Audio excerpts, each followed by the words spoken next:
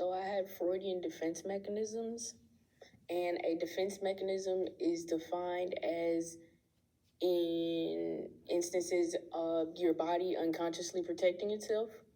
So in the psychoanalytical theory, a defense mechanism is defined as the unconscious psychological operation that functions to protect the person from the anxiety-inducing thoughts or feelings related to internal conflicts or outside stressors. So this is life's roller coasters. Basically, anything that can inconvenience you throughout the day will be perceived as an internal or outside stressor that can kick in your unconscious defense mechanisms. And when it came to Anna Freud, she said that our defense mechanisms were unconscious resources used by the ego. So, what does that mean? So, what does that mean for us in our everyday lives? So, like I said, according to Anna, anything throughout the day can kick your body's defense mechanism into action. So something as simple as, is the glass half full, is the glass half empty? Those type of people making a mistake at work, anything like that can simply just trigger your defense mechanism. And there were 10 defenses that were coined. So let's meet the 10. Okay, so the first one is repression. So blocking an impulse from conscious expression. An example of that is simply forgetting.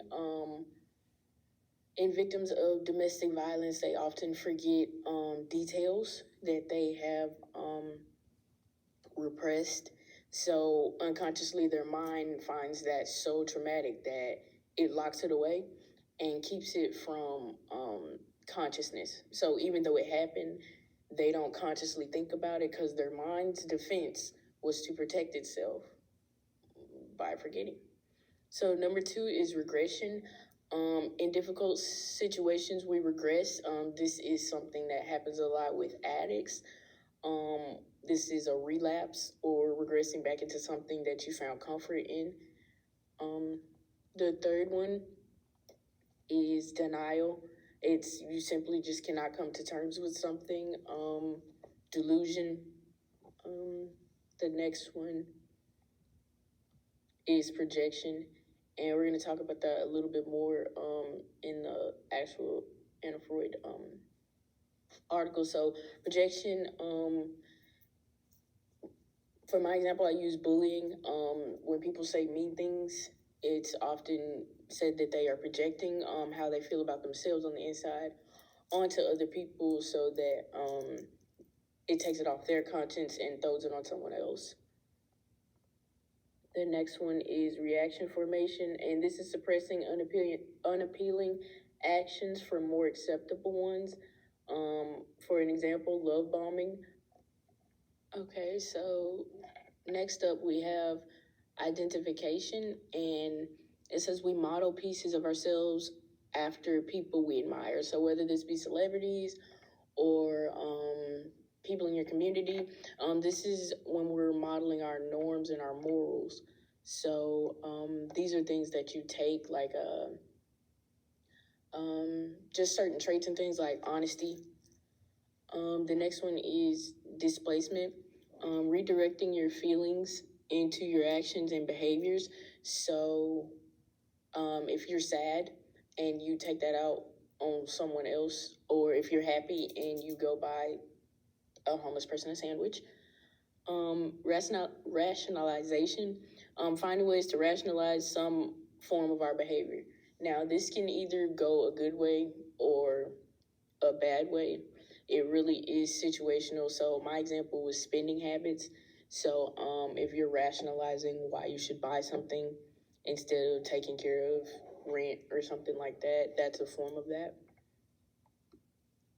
All right, so isolation, separation from things found to be anxiety provoking. My example was fireworks. I know I have a couple of friends who 4th of July, they stay in the house and put on noise canceling headphones because they hate fireworks. So That's an example of isolation and sublimation, unacceptable behavior into acceptable ones. This, okay. Analytic techniques and the defense against instincts and effects. So there was a girl that came in and her attitude towards me was friendly and frank, but I noticed that in all of her communication, she carefully avoided making any allusion to her symptoms. So, in the article, there is a girl that comes in for analyzing and she's suffering with anxiety. When questioned about her mood and things, she has mocking remarks and she starts projecting her insecurities onto the doctor and things. In this session, the analyst linked this type of behavior to how she identifies herself in her deceased father.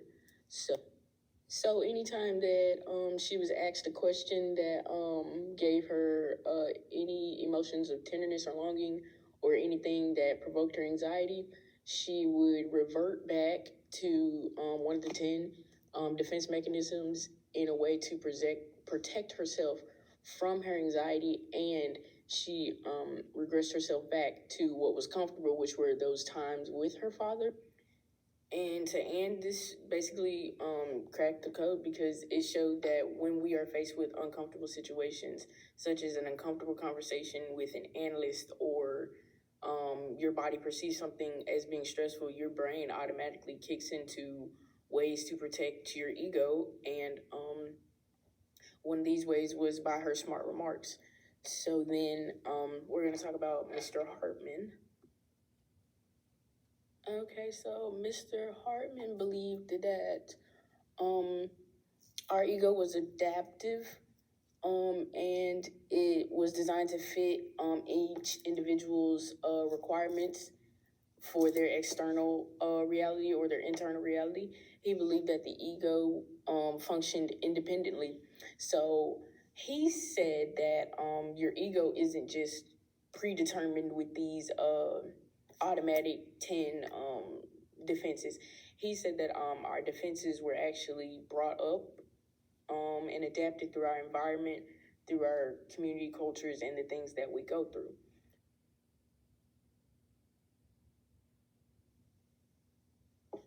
Okay, so proceeding with the questions. Do you identify with one or more defense mechanisms? Is it easy to call out? Do you agree defense mechanisms are unconscious resources used by the ego?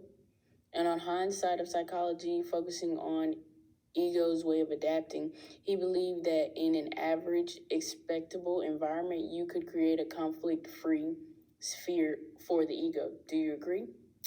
Do you think there is truth to id tendencies? How do you define what your ego is? Do you think there are 10 concrete defense mechanisms? And Anna says children should be analyzed during their latency period, which is relatively age 6. Do you agree? Thank you.